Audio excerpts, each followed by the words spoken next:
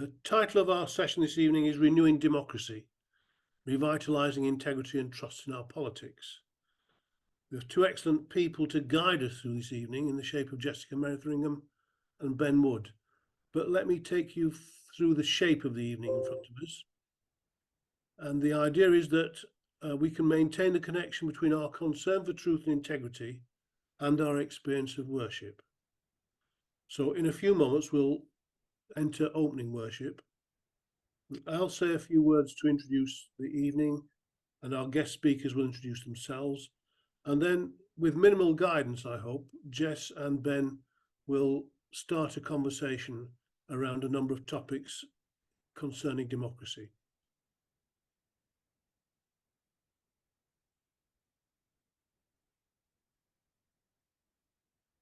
Thank you, friends.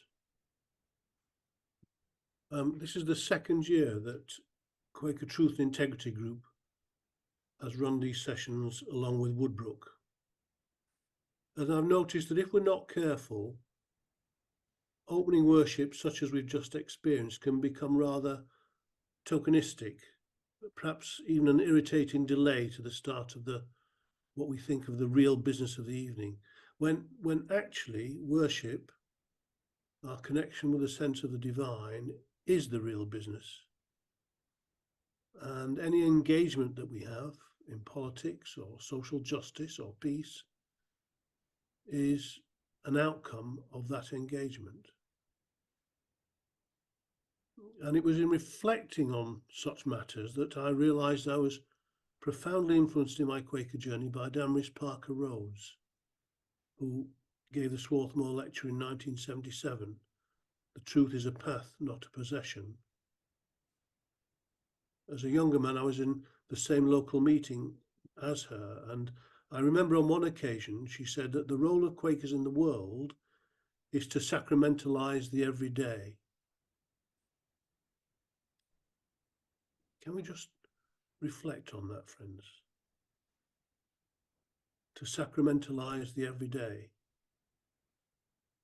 to bring to everyday experience of friendship and family and eating and having fun and listening to music and watching TV, to bring to everyday experience the same gravity, the same sense of ritual and connection with the divine that my Roman Catholic friends in Holyhead, who allow us to use their oratory as our Quaker meeting place, bring to their consumption of the host when they celebrate Mass.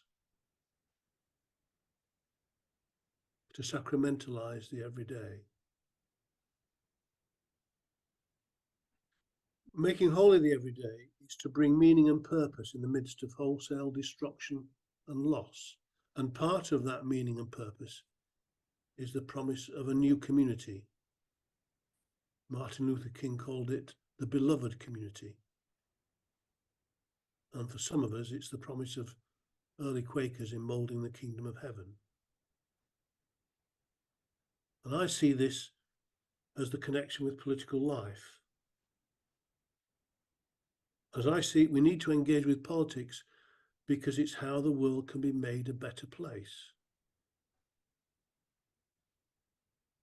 The Irish journalist Fintan O'Toole, writing about the landmark, remarkable Good Friday Agreement, which brought peace to a troubled land just over the water from where I live, said that the agreement showed that politics can work,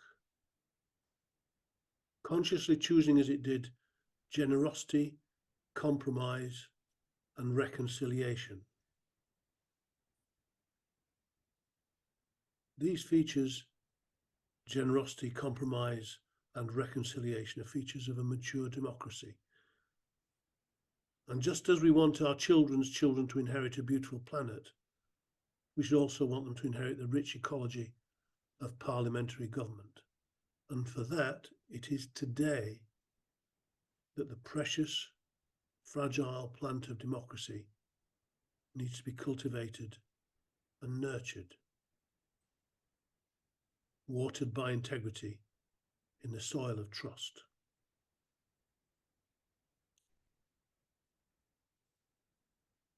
So for those of us on QTIG, we're engaged in an unashamedly, intensely political project.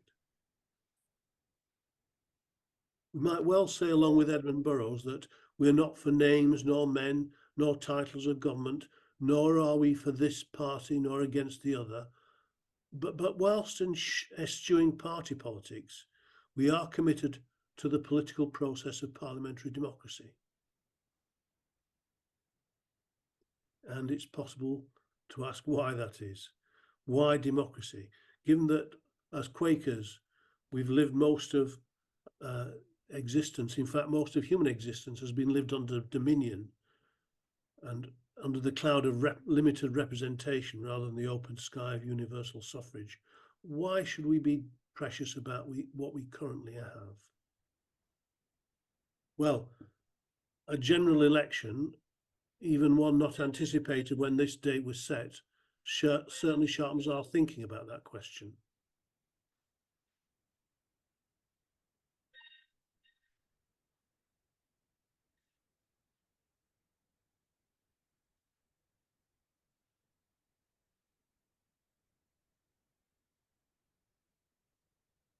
As Martin Wolf writes in the Financial Times, a general election is the most important event within a democracy.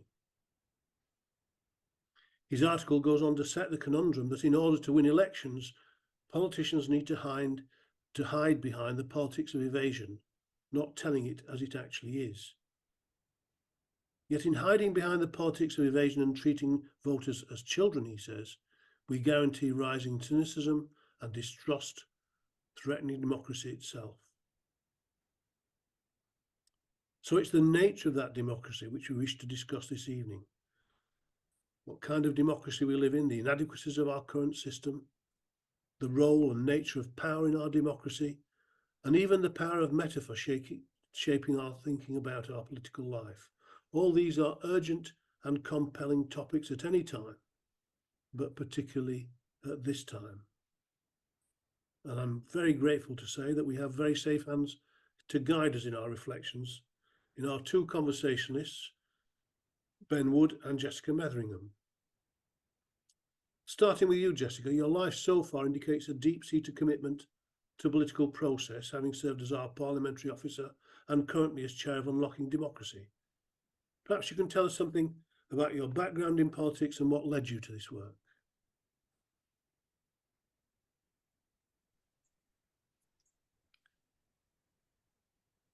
Thanks, Gerald. So the first bit is, the first task is for me to keep this brief, because of course there's always a desire to go raring off into, the thoughts and, the ideas straight away. But my name's Jess from Reading Quaker meeting, which is a Mid-Thames area meeting. For my first job was working in Parliament, straight from university. Then I sent out a large number of letters, physical letters, to various members of Parliament who had in fact just been elected. This was 2005. So I sent out letters to the entirety of the Liberal Democrat MPs, about 2/3 of Labour and about 1/3 of the Conservatives. I got 3 interviews, 1 job offer. So I went to London to work for a Conservative MP, which was an absolutely brilliant experience, and one which I would, not hesitate to take again, which challenged me in many ways, certainly taught me lots of interesting things about how the parties think about themselves and how the individual members of the parties think, not least of all where their researchers tend to come from. Very few people had sent letters to quite as wide a range as I had. And yes, left there after 2 years for the civil service. I was not a member of,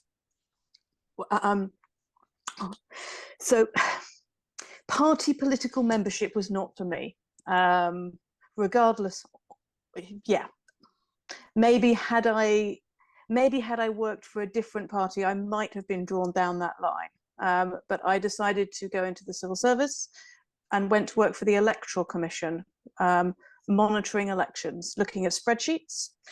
The part of the Electoral Commission which I worked for became the snappily titled Local Government Boundary Commission for England, which meant that I worked closely with a lot of local councillors.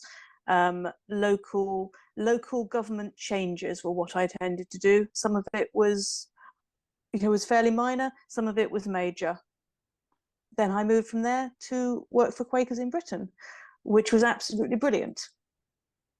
That was the job where I perhaps met. So since working in Parliament, then that was the job where I met the most politicians face to face again. We used to go to party conferences.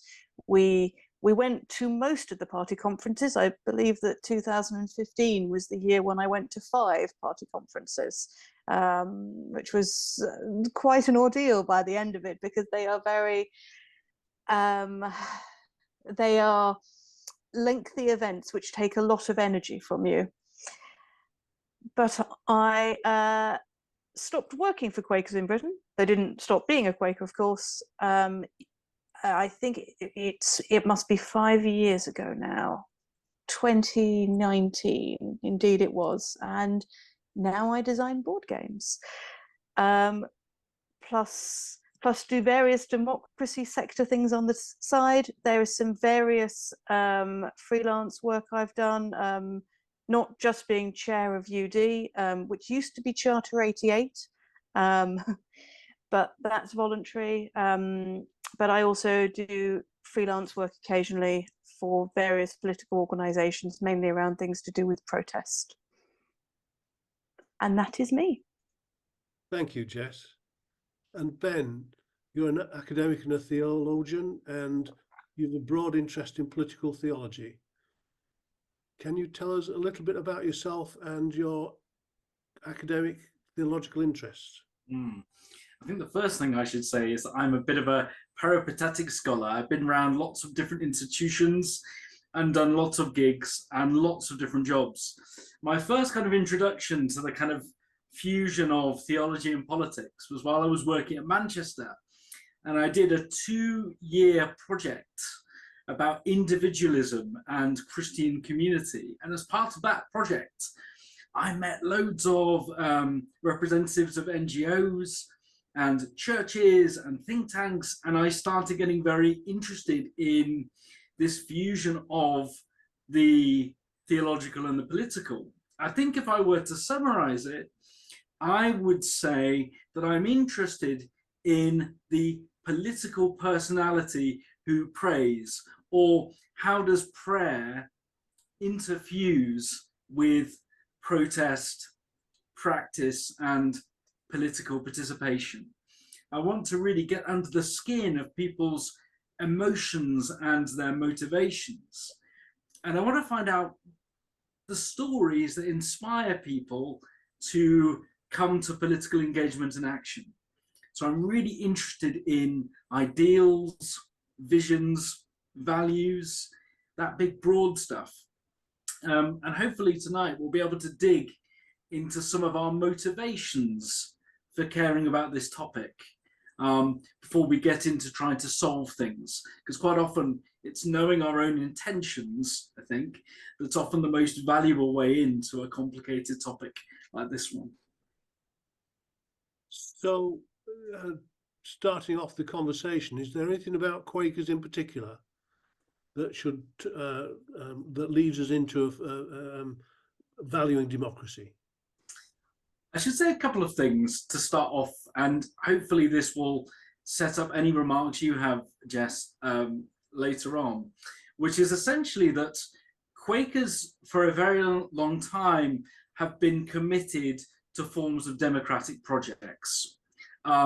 These projects are not unified. There's not one thing called democracy. There's not one core thing that we can all agree on that is democratic, but there are a few things that tend to be part of democratic projects a few preferences. One preference is the idea that power should be subject to power, or we would say that power should be subject to legal restriction and process. So power should always be accountable. The other big preference in democratic systems is the idea that debate and discussion is always superior to coercion. So consent and the idea of cooperation between individuals and groups should be incentivized. The other part of any democratic project is the idea of a noisy public space where people have the time and the energy to talk, to disagree, to agree, to come to some form of ongoing communication, dialogue, but also fervent disagreement. Part of this democratic space is a kind of honesty, where you say, this is on my heart and mind, and it needs to be articulated, it needs to be said. There's lots of disagreement, though, about the nature of this project, but I think it's important to note why Quakers should be bothered about these projects. So remember, early Quakers, first of all, had a vision of the religious life where the individual was primary because God could be immediately present to each and every person outside the bounds of traditional ecclesial institutions. And this meant that early Friends had a preference for forms of politics that allowed them to protect their conscience, their cherished conviction about the nature of God and the nature of experiencing Christ within. The second interesting aspect about early Quakers is the idea of the Lamb's War, which is an odd bit of phraseology, but it was very important to Fox. The Lamb's War essentially was the Quaker commitment to the healing and restoration of creation, the idea of the restoration and repair of natural, human, and political relationships. Now, if you believe in that as a primary basis for your notion of the religious life, you want a politics which allows you to advocate, to petition, and to protest.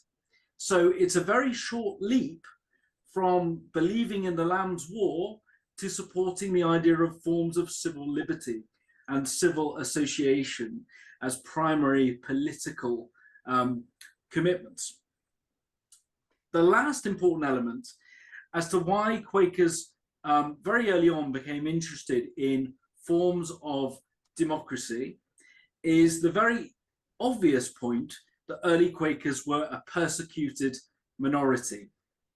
And after 1660, when Quakers had severed their links with the New Model Army, this was quite an important segment in the early Quaker movement, particularly up north with the regiments. Once they had embraced the idea of non-violence and it had become fairly normative among Friends to talk in these terms, it meant that they advocated a politics which limited violence, and they petitioned the state to moderate the state's conduct. Now that took many decades, and Quakers went through horrific persecution as part of those campaigns, but campaigns they were, and in the end they were successful, with various forms of toleration gradually offered, and eventually in the 19th century that wall of segregation between Quakers and Anglicans tumbled down. One final point I think that's worth mentioning: Quakers were great advocates in the 18th and 19th century for the power of parliamentary government, because they saw it as their way to break up the old court system, which had persecuted them, the idea of a monarchical king with one confession who's imposing his religious views on very passive subjects. They saw it as a way of moderating power and holding power to account. But this is not the only way in which Quakers have understood democracy. By the time Quakers arrived, particularly in Britain in the 20th century, they began to try and extend the idea of the democratic ideal. First, by affirming the centrality of universal suffrage, so beginning with female suffrage, obviously extending that to suffrage for working men, of course, as well. But they also had a sense that democracy couldn't work if wealth hacked the vote, if wealth distorted power and the decisions of the powerful. So Quakers came up with a number of different solutions to strengthen the democratic ideal. The first was through a model of politics which today we call guild socialism. And it was supported by people like G.D.H. Cole and others. And it was the idea that workers should control their industry. So if you work on the railwaymen should organise their industry. If you work in an office and your office makes a profit, you should share in the capital. You should, in other words, have the idea of a democracy based on the throwing down of the division between bossed and bosses and bossed about, the division between capital and labour. So Quakers have always had, at least from the 20th century onwards, an awareness that democracy can always be hacked by wealth. And so many early friends, like, you know, various Rowntrees, like Maurice Rowntree, for example, he was very keen on guild socialism as the model. There have also been other friends who have taken an even more radical view of the democratic project, that one being sort of anarchist streams, the idea of very direct democracy, grassroots democracy, democracy at street level. And that idea has been very powerful among friends, particularly those who are very sensitive to the idea of state violence. Tolstoy is very important to friends like this. The idea that in order to have democracy, we can't just associate democracy with the state. Democracy has to be a self-organizing grassroots endeavor. So you see there are disagreements and there are different threads of understanding of the democratic project among Quakers, from the fairly conventional, which we'll talk about mostly tonight, to much more radical remedies for our vision of democracy. Excellent. So clearly, while you were talking, I was taking down various notes. And, you know, I think to a certain extent, you know, you've stolen, you know, some of what I was planning to say, which is always going to be the case with these things. And it's that there is often a mistake made, and I think it's a mistake made more by the media than anywhere else, that democracy must be this one thing, that there is one process and it is called the democratic process. You know, so it's a bit like this thing where somebody says, you've got to have a process. It doesn't necessarily matter precisely what sort of process it is, but it has to be a clear, transparent process, one which is written down somewhere, which actually brings us on to something about the fact that we in the UK do not have a written, codified constitution. You know, we have lots of bits, you know, hanging around. Most of them are bound together as the parliamentary process, you know, and people will often say, well, I'm going to, you know, check this is in the process, but it's less codified than the media would have you believe.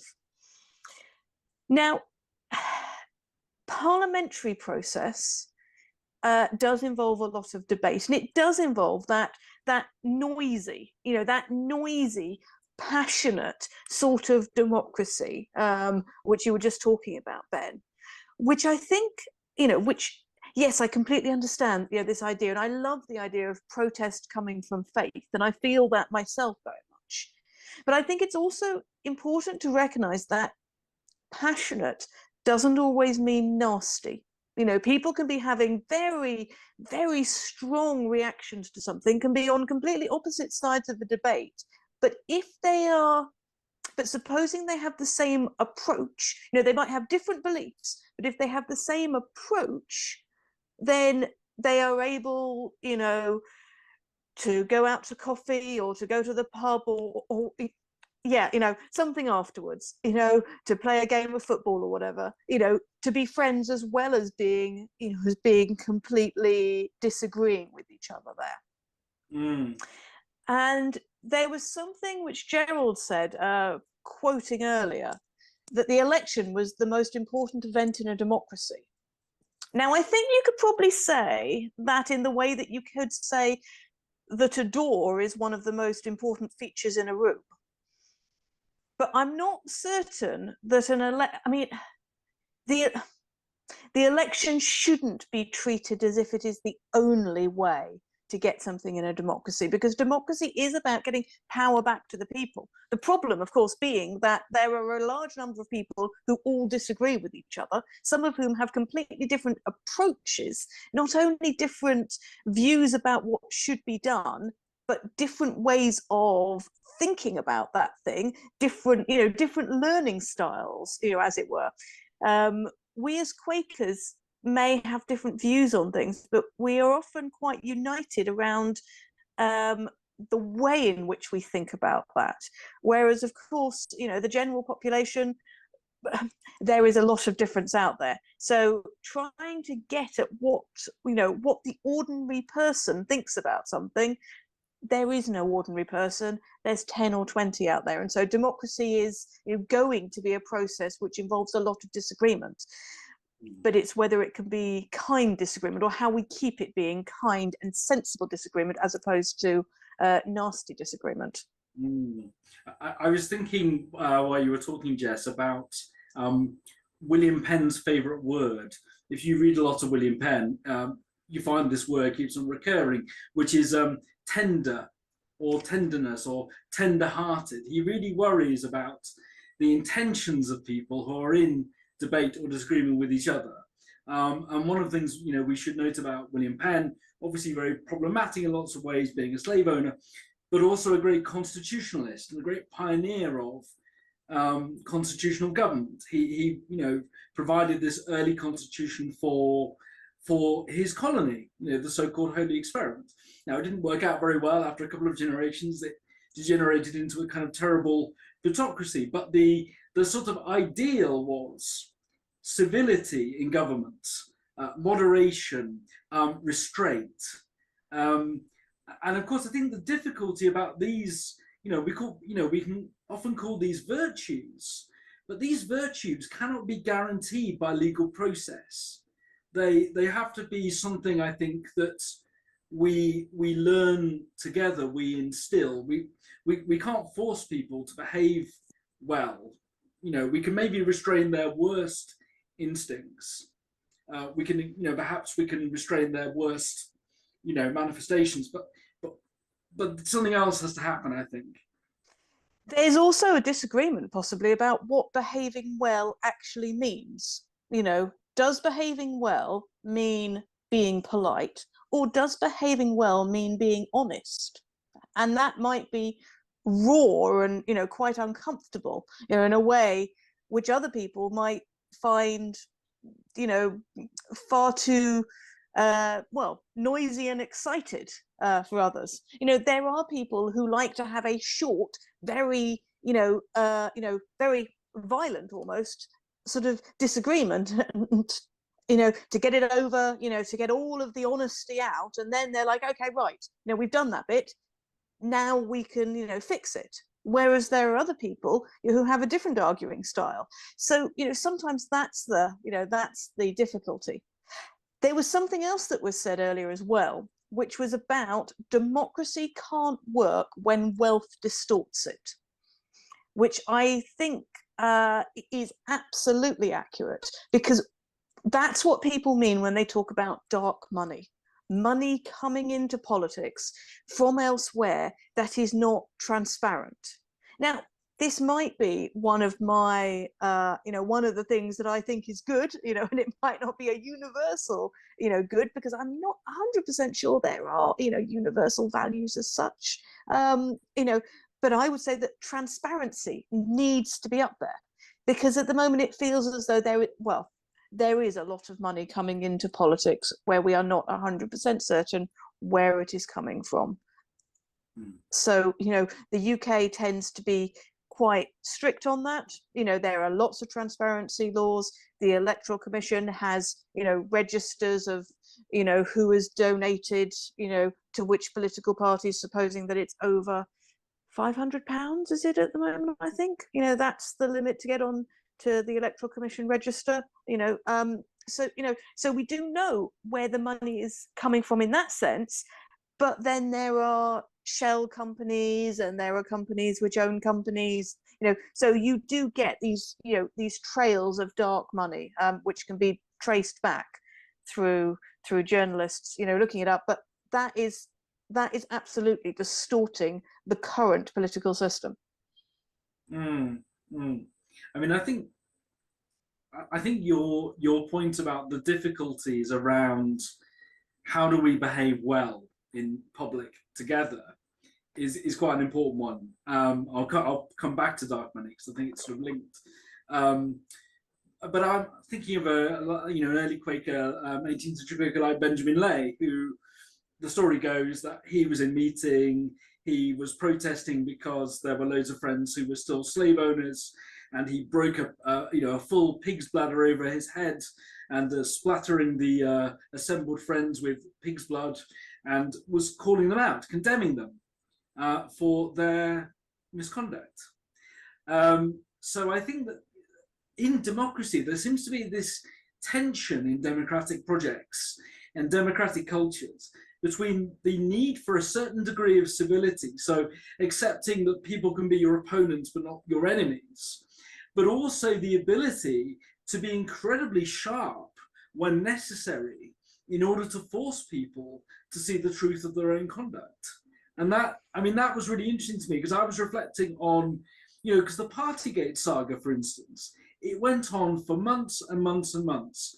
And we had footage day in, day out of Boris Johnson being, sort of chased down corridors by cameramen, and various sort of versions of him being contrite or evasive.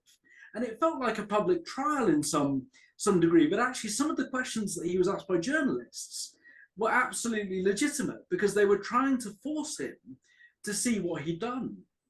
And actually there is a role in democracy, not just for sort of nice, cozy civility, but for profound discomfort in order for the system to work well. There's a certain amount of being uncomfortable that needs to be the case, and I don't know what proportions it has to be.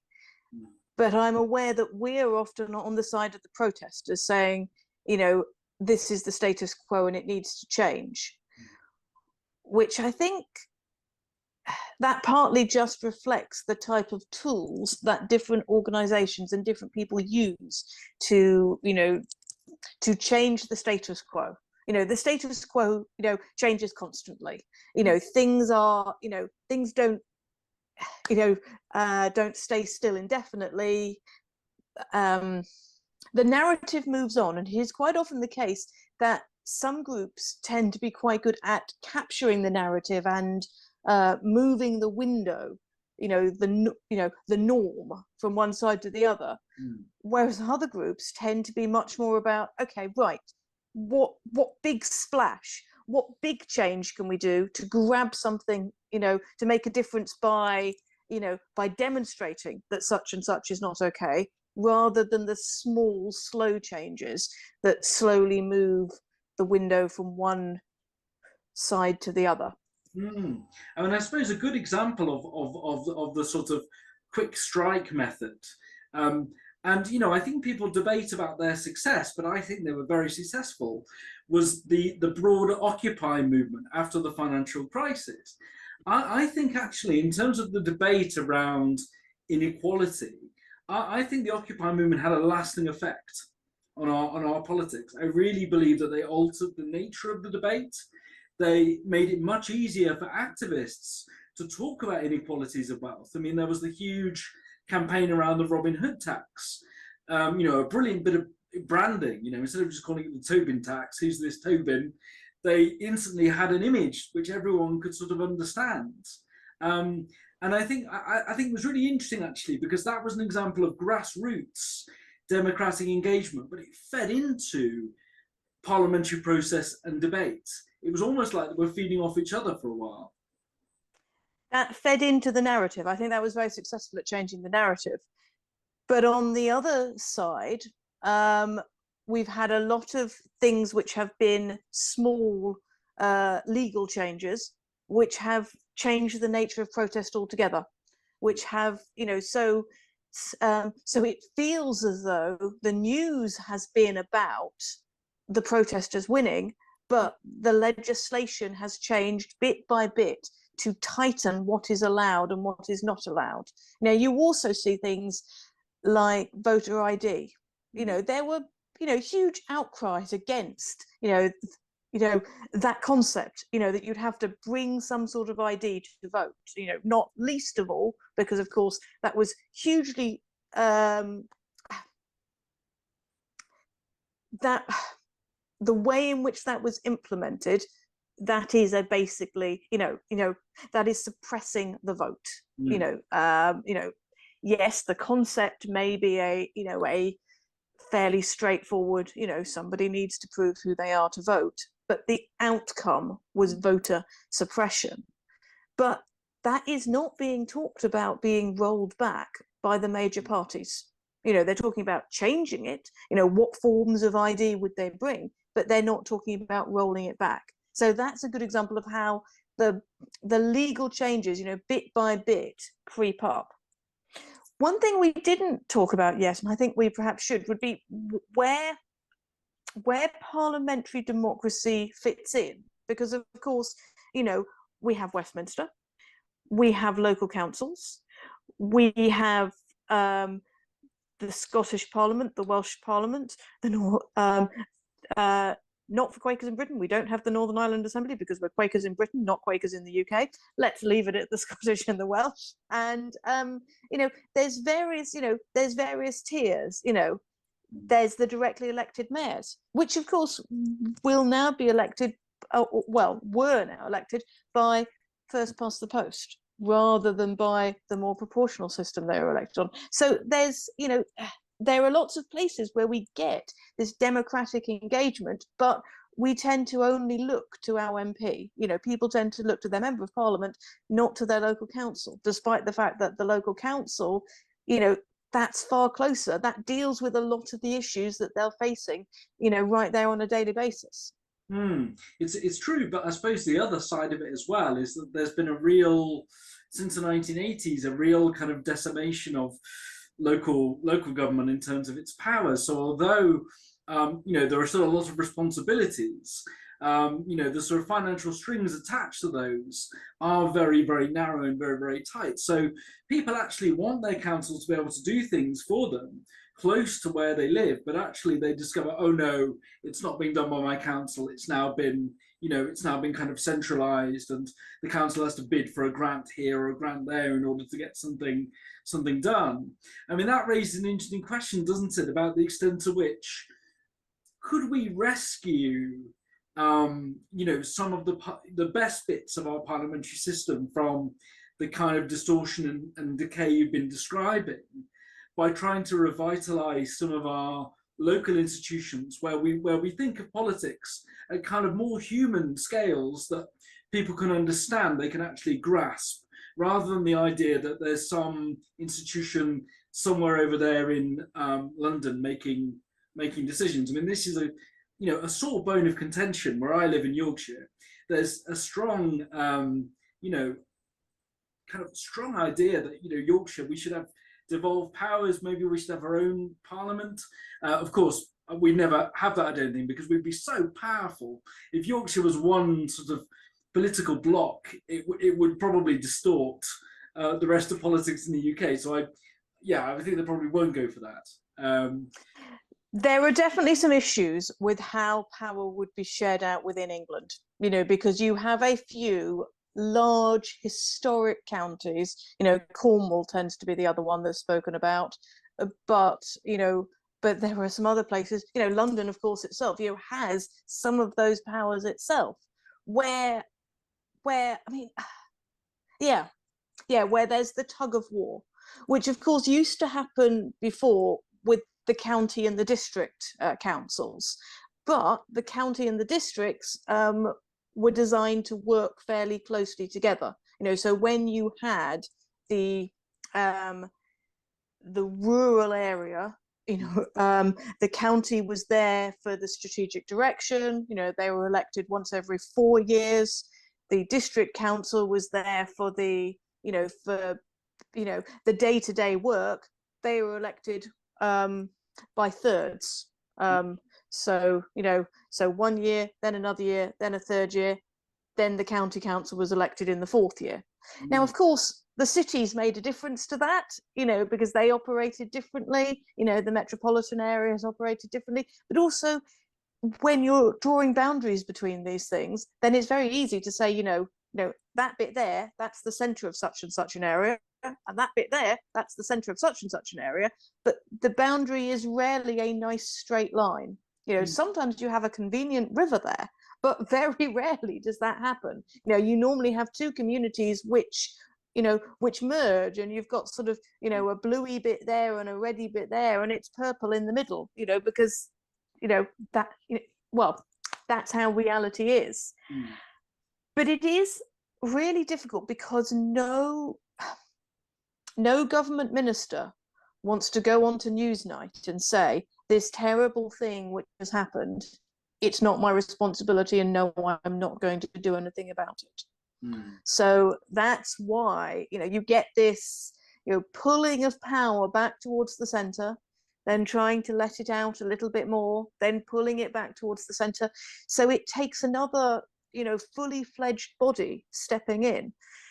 So unless, we did have, regional government for England, which would mean Yorkshire, Mercia probably, Wessex, coming back, unless we had those sorts of large regions emerging, which of course nobody would be able to decide on, then we'd have a lot of, we'd have that traditional, pull back and forth, with people having completely different types of the type of local government they've got. So I mean, we in that context, we'd imagine a kind of fully federalized UK, and obviously, parties have been speculating about how to do this for a very long time. I mean, I was sort of reflecting while you were talking about, are there any lessons from our own Quaker experience about how we make decisions that we could apply to trying to revitalize some of our political processes? Not that we have a monopoly on wisdom, but we probably do have some wisdom that we can kind of humbly share. I mean, I reread a few weeks ago one of Joe Grimmon's old books. So many friends will be old enough to remember Joe Grimmon, but he was the leader of the old Liberal Party back in the 60s, and he sort of had a quick sojourn with the Liberals in the 1970s briefly as well as caretaker leader. And he said, my idea of a sort of ideal Liberal assembly is a kind of fusion of the Quaker sense of the meeting and the Kirk. So these were his two religiously inspired experiences of the kind of ideal political settlement that he liked, which was the idea that people could meet more easily face to face. They can actually make decisions at a human scale, and then this can be fed into much larger structures. And on one level, you sort of think, this is completely impractical because, how do you congregationalize, something as complicated as democratic politics? On the other hand, we're more connected than we were 50 years ago. We have new technologies, we have new ways of deliberating. So I wonder whether, are there forms of slower deliberation, which is very much in the Quaker model, which could be fed into our old kind of 19th century bourgeois systems and sort of create something new? So one of the key problems I keep coming across there, so yes, to a certain extent, we can make things slower, and there are slower forms. The committee system within Parliament, does take a step back and says, okay, right, people have said, this, let's look at this line by line, let's argue it out. But essentially, one of the things that a Quaker meeting for business allows, which the model United Nations, model of debating, which is sort of, the standard Westminster model, doesn't, It allows there to be a third option arise from the floor during the meeting. So you do have this occasionally, so Quakers, so we've gathered for something, we're there at yearly meeting, someone has presented some things, we're all, we are rising and we were speaking, like we're called to, and something appears right there from the floor. The clerks pull together the threads in a magical sort of dance, and that simply does not happen within the current system. Now I do understand, of course, that that when you've got something where you are looking at a specific legislation, where it's going to have legal ramifications, you can't have somebody changing something on the fly.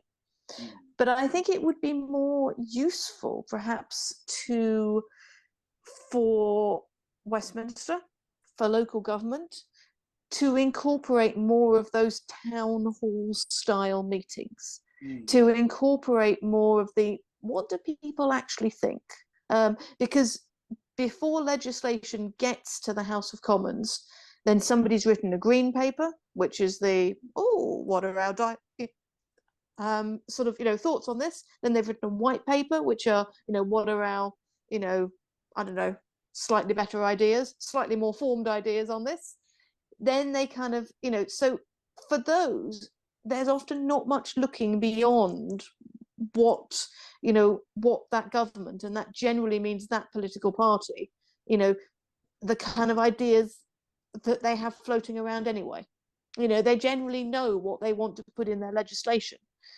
But if there could be more, more town hall style discussions where people were able to stand up and say, oh, actually, this is my idea, that might help a little. But then that's not Westminster. That's the political party process, which is a different thing. I mean, I was sort of thinking, I wanted to come back to the Martin Wolf quote that Gerald offered at the beginning about elections being the most important thing, in a democracy. And I think it sort of depends who you are, really, because I was thinking about the partial decriminalisation of homosexuality in the 1960s, which had a huge effect on the lives of thousands and thousands of gay men, but it was never debated at a general election. It was never something that was part of a sort of broad election campaign. In subsequent decades, it gradually became a political issue of great salience, but it was something that was not part of formal, electoral process.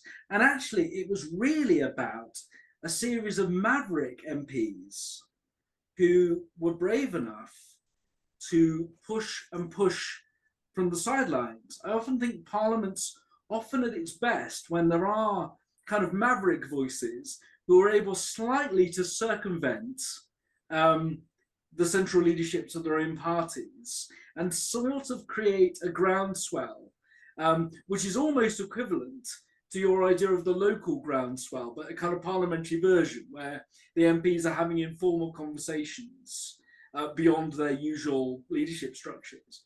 I mean, I'm wondering whether actually that's also something that we need to think about in terms of reviving parliamentary process, because some people have mentioned that in previous decades it was easier for people to have friendships. I think you've already intimated this, Jess, to an extent. Friendships across the floor of the House of Commons. You read in the sort of memoirs of great politicians of the 1960s and 70s, how they were much more able to have these informal conversations and connections, whereas now the parties seem incredibly balkanized. They're not having these kind of, deep conversations with each other. It was often said of the Labour MP Richard Crossland that he had friends in all the parties, and you sort of think, actually, having that informal set of connections is also part of renewing the process, isn't it, to a degree? It certainly feels like, the presentation from the outside would suggest that the walls have gone up around the parties. But again, I feel like that is more to do with the political parties themselves than the parliamentary process. But of course, the political parties lead, where the parliamentary process goes, and how they use it precisely. So it feels as though, see, this is the thing, that most members of parliament, they are torn in multiple directions. They've got their strict parliamentary bubble. They've got the stuff that they do in there, which is sometimes very archaic and has a very weird museum quality to it. My first year there was some work on a committee that I was seconded to and I was doing. But in order to do this work for the committee, then I had to be taken up to the top floor and I had to be introduced to the room, which involved somebody, saying, Jess, this is the room, and the various clerks who were there going, oh yeah, hi, and that was it. But then afterwards, various clerks would say, but were you introduced to the room? Do you have the right to do this? And it turns out that saying hi to everybody had some archaic legal backing in some way, and and had that not happened, I wouldn't have been able to carry messages or to knock on doors or whatever it was I was doing, which feels like there are a whole number of these sort of slightly weird, very old-fashioned things. So there's that parliamentary bubble, which it's very easy to fall into, because you're working with a specific set of legislation, you're looking at things, there's some very weird language. Then there's your constituency, where, supposing you're the MP, you're going to be the most important politician there, which is going to feel very weird, because of course you're a very small fish in the Westminster pool, and then you go back to your constituency and you're the face for a huge number of things. Then you've got your political party, which is pulling you in different directions. So that's even before you've got to your personal conscience. Supposing you had specific things you wanted to bring into Parliament, nope, that comes fourth, quite often. So it's a really interesting juggling act they're doing. Now, you'd think that politicians would be, they've got two very clear bubbles there. They've got the Westminster bubble, and then they've got their political party bubble. You'd think they might be meeting more, just friends on the bench, as it were, back in their constituency, more of the general population from their constituency. But of course, the people who come to see them tend to be the people who have problems. So they're meeting the subset, who really need their help right now. They tend not to be going out and, speaking to people, wandering around the supermarket, who, have views about things, and very valid views, but don't need their help with a specific issue, which really, in many cases, the local council should be able to solve. I wonder if that's a place to pause.